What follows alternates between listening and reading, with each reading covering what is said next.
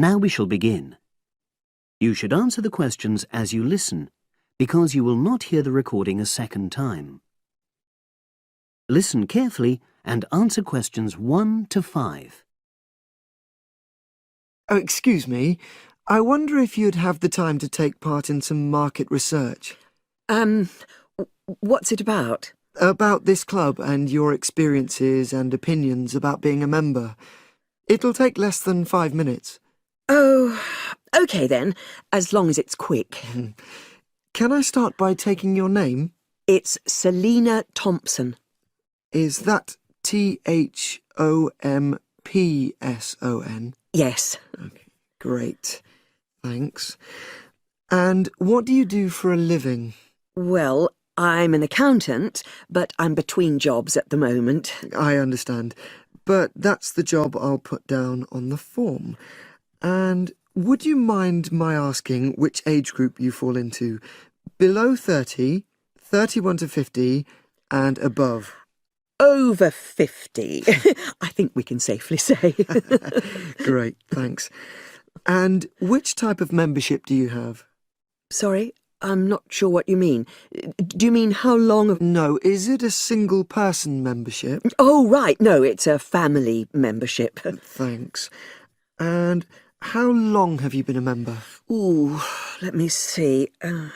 I was certainly here 5 years ago, and it was probably 2 to 3 years more than that. Shall I put down 8? Oh, I remember now. It's 9, definitely. Sorry.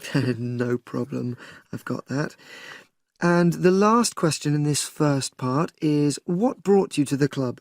Sorry? How did you find out about the club? Did you see any ads? Well, I did actually, but I have to say I wasn't really attracted to the club because of that. It was through word of mouth. So you were recommended by a friend? Actually, my doctor. I'd been suffering from high blood pressure, and he said the club was very supportive of people with that condition, so I signed up. Great, thanks. Before you hear the rest of the conversation, you have some time to look at questions 6 to 10.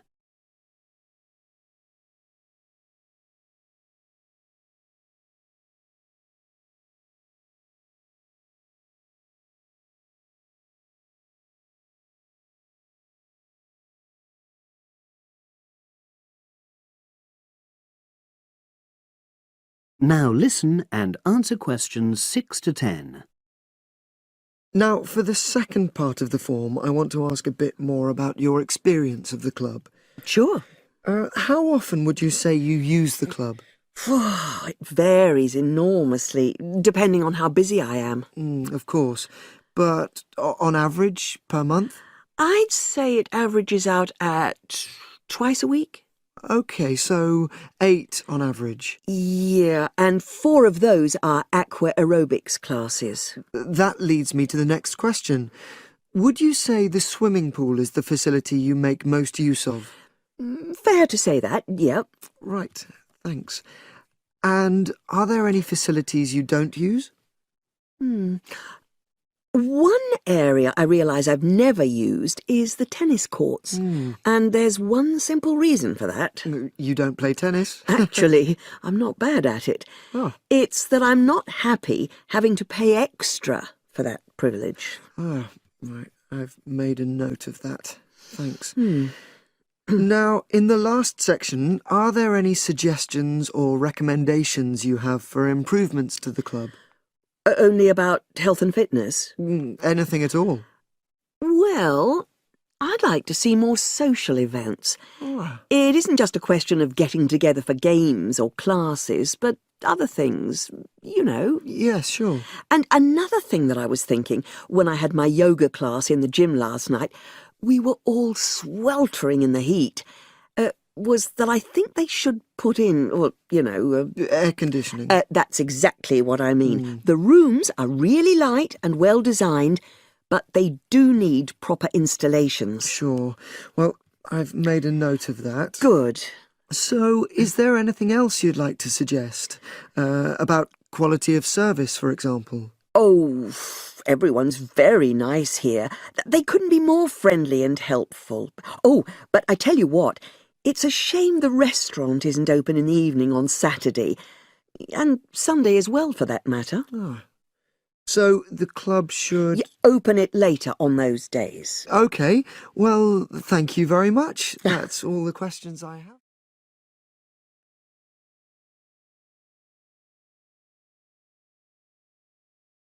Now, listen carefully and answer questions 11 to 17.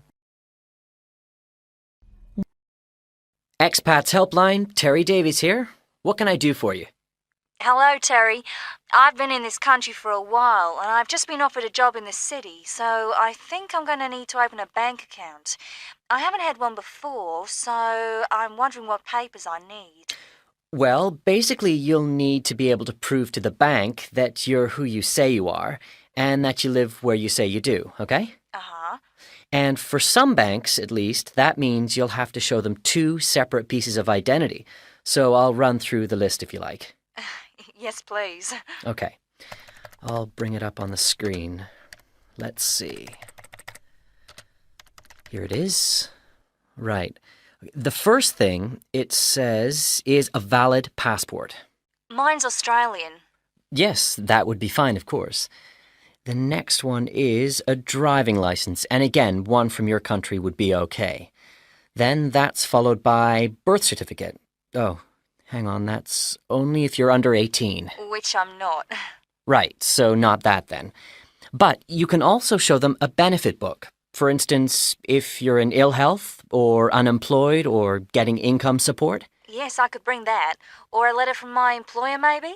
Well, that's not actually on the list, so we'll have to assume you can't. Okay. And to prove where I live? Again, there are several possible things listed here. For instance, you could use a bill for council tax, or something else for where you live, such as an insurance certificate. I've got one of those, somewhere among all my papers. But what about bills? Things like phone bills, I mean. As long as it has your address on it, yes, fine. So a bill for my mobile would do, would it? I'm afraid it would have to be for a fixed line phone. You could use other types of household bill, though, as long as you get them through the post. How about an electricity bill? That'll say where I live, won't it? If it's in your name and not that of a landlord, yes. It is, so I'll probably take that then. There's one other you might want to use, a vehicle registration document. If you have a car or motorbike or something, of course. No, I haven't actually. Now, I believe there's a bank actually inside the commercial centre, and I might open an account there, seeing as how that's where I'll be every day. Yeah, that would seem to make sense. I know people who bank there. I actually read about it in a city guide. My cousin picked it up when he was here a couple of years ago, and I made a few notes. Do you mind if I run through them with you now, just to make sure the details haven't changed? Fine, go ahead. Okay, first question. It's still a branch of the Popular Bank, is it? The one with links to Australian banks? No, it's actually been taken over by another big banking group, the Savings Bank. It still seems quite popular, though, especially with people doing business in the Asia-Pacific area.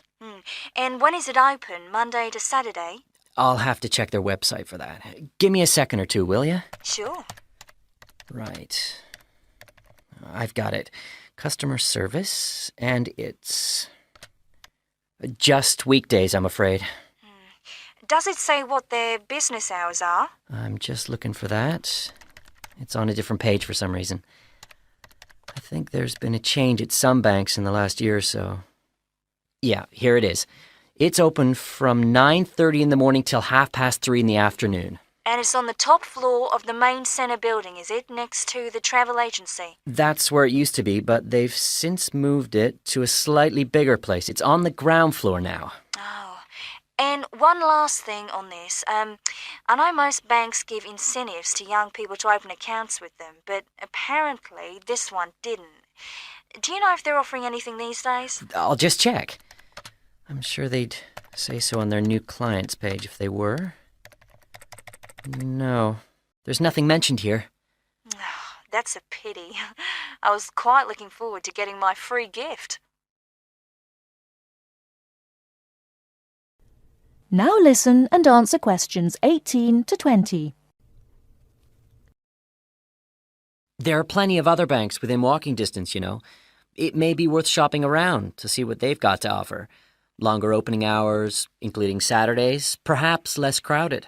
Can you tell me how to get to a couple of them? I know where the commercial centre is, so that's probably my best starting place. Sure. For the Royal Bank, you need to turn left when you leave the centre, go along Market Street past the post office, and turn left up Bridge Street past the Shaw Theatre. Then you take the first right. You'll see an internet cafe on the other side, and the Royal is just a bit further along on the right, directly opposite the Park Hotel.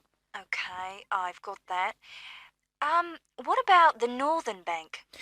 For that one, you turn right as you come out of the centre and go along Market Street until you come to the junction with West Street. There you turn right again and carry on up as far as the next junction where you take a left. You'll see the bank from there. It's the third building on the right. Fine. And the last one, the National Bank? You can go either way from the centre, really. Up West Street or Bridge Street, and then along past City Hall. The bank is on the other side of the road, right next to the tourist office. You can't miss it. Great. Thanks a lot for your help. Anytime. Bye. Bye.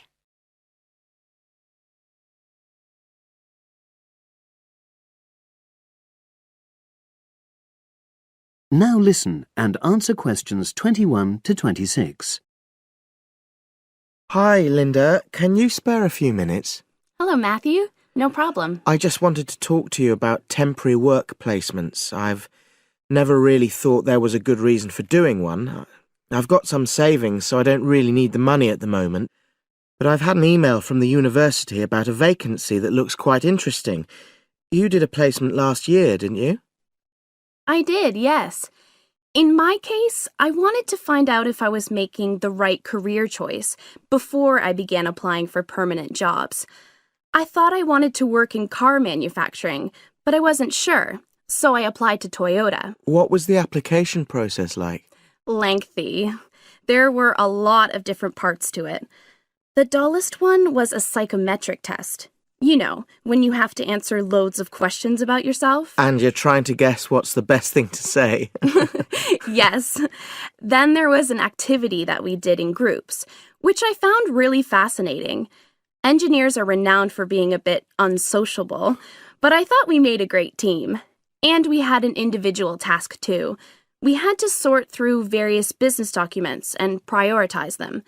It was just like what you have to do as a student, really, just with different content.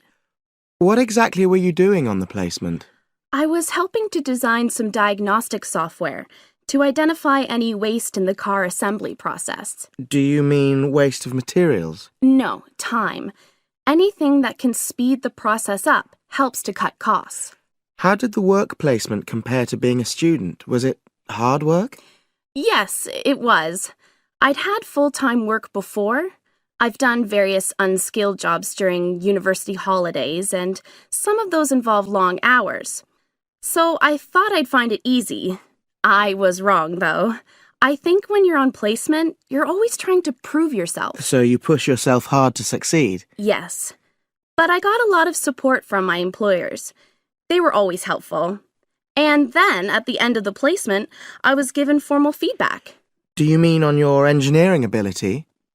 Well, no. I didn't really need that because we had team meetings every other day. And so I had the chance to discuss technical issues and ask about anything that wasn't clear.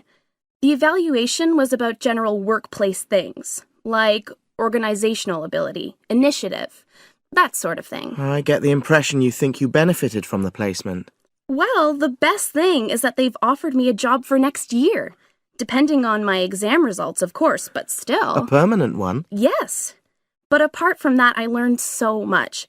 The industrial environment was much more demanding than the academic one, so my general skills improved, like time management, meeting deadlines. And on the technical side, I learned new software packages, like MS Project. Well, I think you've convinced me that work placements are worthwhile, but while you're here, can you give me advice on something else? Now listen and answer questions 27 to 30. I'm about to make a start on the engineering materials module, and I've got a book list here. Can you have a quick look and tell me what you would recommend? That's if you can remember. Let's see. I do remember some of them.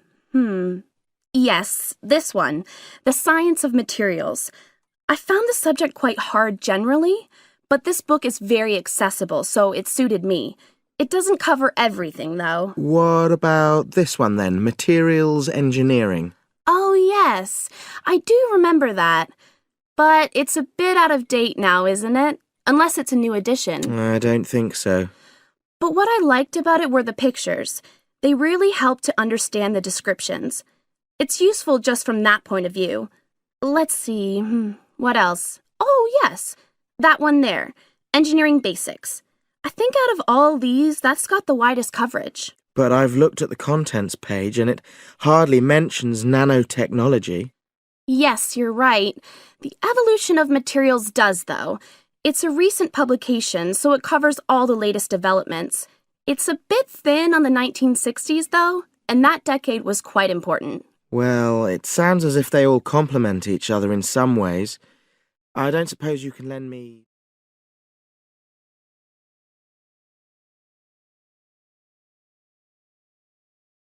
Now listen carefully and answer questions 31 to 40. Good morning. My name is Dr. Mervyn Forrest, and I specialize in management techniques and training. I've been invited here today to talk to you about the cost to the economy of bad management. And what I would like to dwell on first is an area that has recently been exercising everyone, and that is coercion in the workplace, or, to put it more simply, bullying. It has been estimated that bullying at work costs the British economy up to £4 billion a year in lost working time and in legal fees. And with the problem apparently on the increase, it is time that managers took on board what is happening. I would like to think that what is perceived as bullying is nothing more than lack of experience, insecurity, or lack of awareness on the part of managers, and not a conscious effort to attack someone, but that is perhaps a case of my being naive or over-hopeful. Before we break up into groups to look at the first task on the handout you've got, I'd like to give you a start with some of the main bullying methods that have been identified so far. Basically, what I'm going to do here is to give you examples of 1 or 2 points. Can you all read the OHP clearly? Yes? Right, off we go. The first item on the list is giving people tasks which managers themselves cannot do and which are therefore impossible to achieve. This is, in fact, a very common strategy used by managers to manage their subordinates.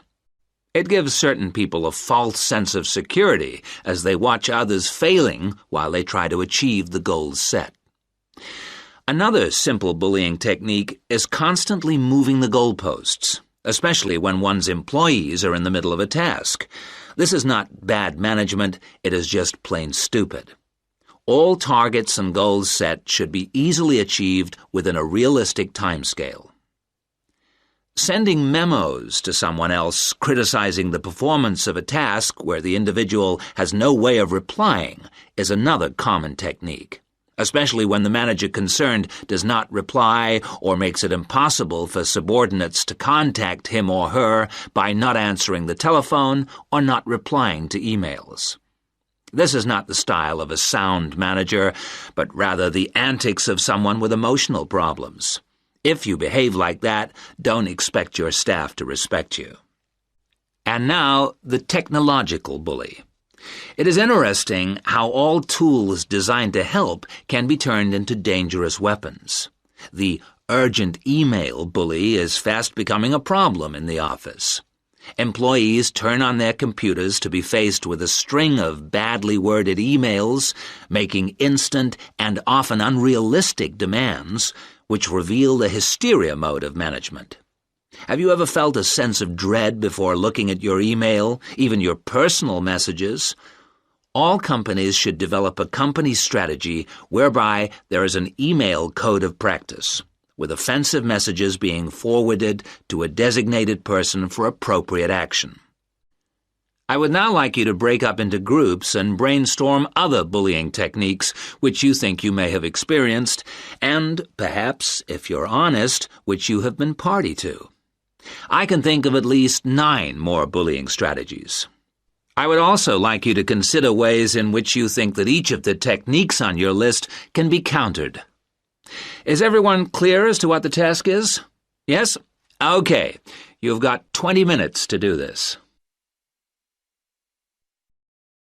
You now have half a minute to check your answers.